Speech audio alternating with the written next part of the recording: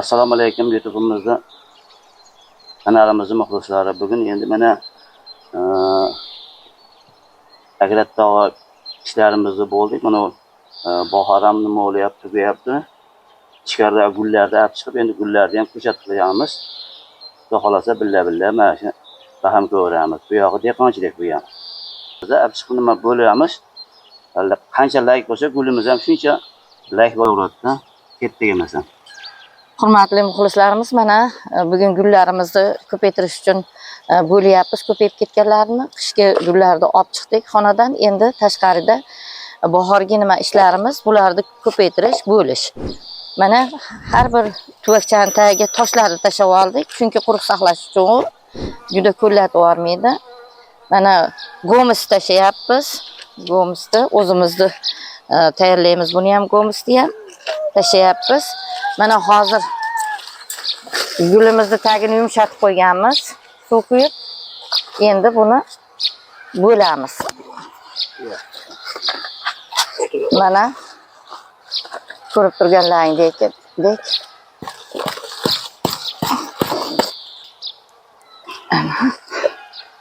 mana tuvakdan ajratib oldik. Endi bularni qismlarga bo'lamiz. Mana shuncha tagida qancha nimasi bor, xolagancha bo'lishimiz mumkin.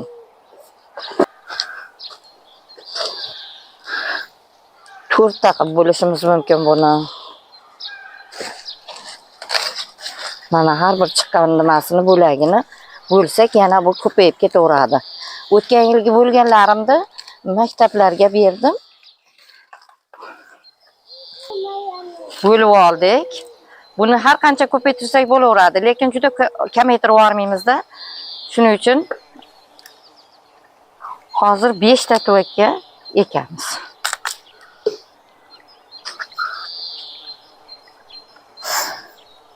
Mana tagiga o'sha aytgandek toshchalarni soldik, go'misdan soldik. Endi o'zini tuprog'ini suv quyib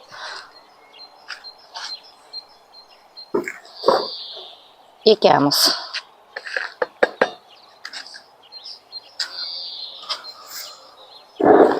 Kichirog'ini kichiroqqa ekaveramiz, chunki yana rivojlangandan keyin yana boshqa tuvakka olamiz.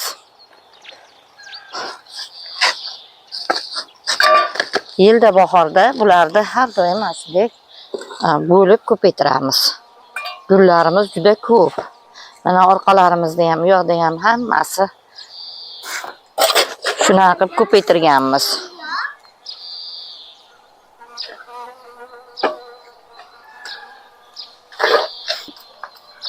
Bitta gulimizdan 6 ta tuvakda gul qildik. Endi biz buni yuvib qo'yamiz.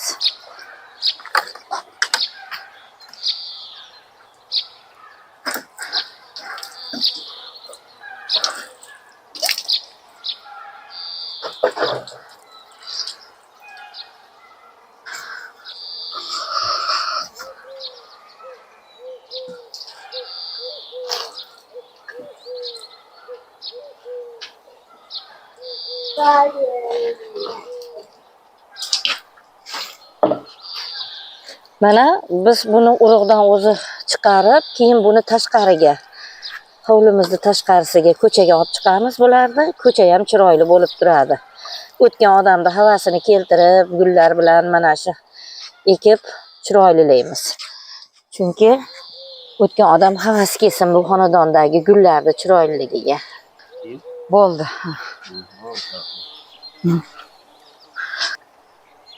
Obunachilarim, mana biz tashqariga, ko'chaga gul ko'chatlarni olib chiqdik. Sizlarga yana bitta chiroyli ma'lumot bermoqchiman. Mana bu gulimiz, mana hali ham endi ochilib, mana urug'layapti. Bitta xususiyati chiroyli ekanki, buni yaxshi ko'rdim. Qishi bilan ham ko'm-ko'k holatda chiqar ekan. Ko'm-ko'k bo'lib turaverar ekanda, Navro'z boshlanishi bilan shunaqa qilib chiroyli bo'lib ochilar ekanda, mana shu kungacha hali ochilib yotibdi. Buni shu qishi bilan ham buni sovuq urmaydi ekan. Mana bu mana o'rtoqlar, ayni qilib yıkıveramiz. Endi ekib chekkasiga keyin nima rayhon ekamiz. Hozir nima mashina o'tganda, har mashina o'tganda rayhonni hidini urib, juda ham chiroyli bo'lib, haligi nima deydi? Tabiat. insonni baxtli dilini ochadi. Hozir mana shu yerdan nimaga mana hozir nima qilib ariqchani ichiga keldim o'rtoqlar. Bir ikki kundan keyin o'zini nima qilganini kutib olgandan keyin chopamizdan mana bu bekiladi ariqchaga. Mana bu yerda bekilib chopib olganimdan keyin mana bu yerdan keyin ariqcha olaman. O'shaning uchun hozir ichiga kelyapti ariqchani ichiga. Bu gul shunday qilib. Mana bunday qilib. Bu gulni qo'yamiz. Bo'ldi. bu gulimiz o'sha shaharlarda yo'llarida, o'sha ketayotgan Farg'ona yo'llarida juda chiroyli bo'lib ochilib turadigan, issiqni sevadigan gul. Qancha issiqlik tushsa, shunchalik bu gulimiz yayrab yashnab o'saveradi. Kech kuzgacha, o'sha sovuq tushib qolgungacha ko'klab chiroyli bo'lib ochilib turadi. Har xil rangda, sapsar, oq, qizil, kannecha holatida juda chiroyli pitoniya deyiladi bu.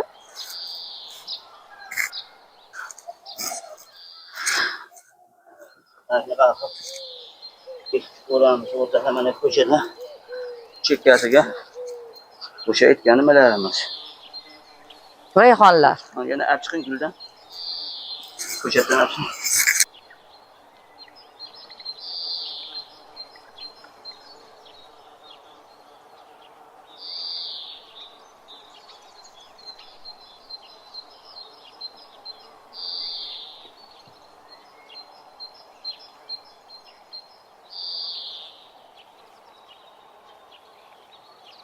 Hurmatli obunachilarimiz, mana emasam bugungi gulchilik bilan shug'ullangan vaqtimiz ham nihoyasiga yetib qoldi. Salomat bo'lasizlar. Har doim shu har kuni birgamizda. Bizdagi dehqonchilik aytdim-ku, lak bosib qo'ysalaring, barakasini beraveradi hamma narsani. Dehqonchilikka ham, o'zlaringga ham, sog'liqlaringga ham shu bir dona shunday lakda yana yaxshilikda, salomatlikda ko'rishaveraylik. Salomat bo'linglar.